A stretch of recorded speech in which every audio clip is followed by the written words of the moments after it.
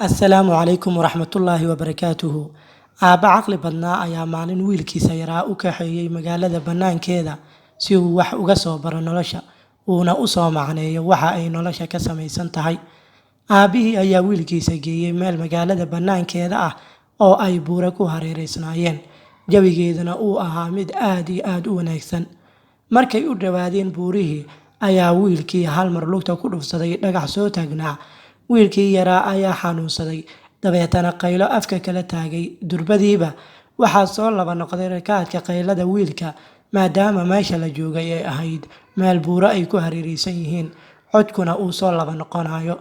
Balse wiilka yaraa ayaa arrintaa u fahmay si ka gedisan sidaa ay ahayd, oo wuxuu u qaatay in qof kaleeta uu dhaadhaajinayo, isagana uu sabab u yahay dhibta gaartay isaga. Wiilkii ayaa durba su'aal iska soo jaray oo mar qureeta yidhi, kumaa tahay adiga? Wiilkii yaraa oo filayay in jawaabtu noqoto hebel ayaan ahay, ayaa mar kale jawaab ahaan u helay isla erayadii uu isaga yidhi, kumaa tahay adiga? Wiilkii ayaa ka carooday arrintaas, wuxuuna yidhi, aniga ayaa ku weydiiyey ee ii jawaab. Mar kale ayaa jawaabtii uu sugayay noqotay isla erayadii uu yidhi. Kolka ayuu aad inta u xanaaqay yidhi, waxaad tahay fulay, isagoo isdhahayay ereyga haddaad dhahdid qofka intuu iskululeeyo ayuu bannaanka iskeeni doonaa. Laakiin waxaa u soo noqotay oraahdiisa ahayd, waxaad tahay fulay. Wiilkii markaan indhaha ayuu taagay, aad ayuuna u yaabay, wuxuuna jalleecay dhanka aabbihii oo isaga ag taagnaa, indhahana ka daawanayay habdhaqanka wiilkiisa. Aabbihii oo ahaa nin aad u caqli badan ayaa wiilkiisa gacanta soo qabtay, agtiisana u soo dhaweeyay, bilaawayna inuu cashir u dhigo.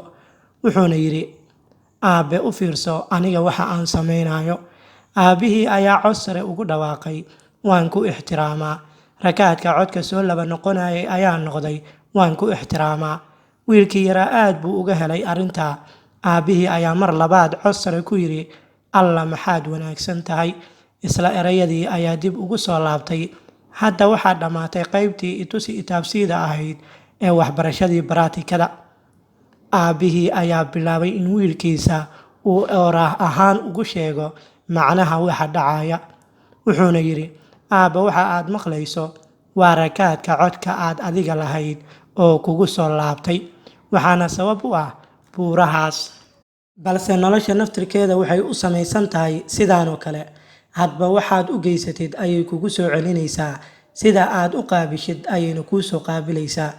Maadaama ay saa tahayna, waxaa wanaagsan in aad wanaajisid si wanaagga adiga uu kuugu soo noqdo.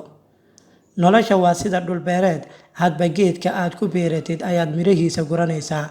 Adigoo tiin abuurtay, lagama yaabo inaad timir ka guratid. Wanaag samee si lagu wanaajiyo, xumaha dadka ka dhowr si adigana xumaanta lagaaga dhowro. Wanaagga la jeclaaw dadka si ay iyaguna wanaagga kula jeclaadaan. Waxaan filayaa inaad fahantay macnaha iyo ujeedka sheekada.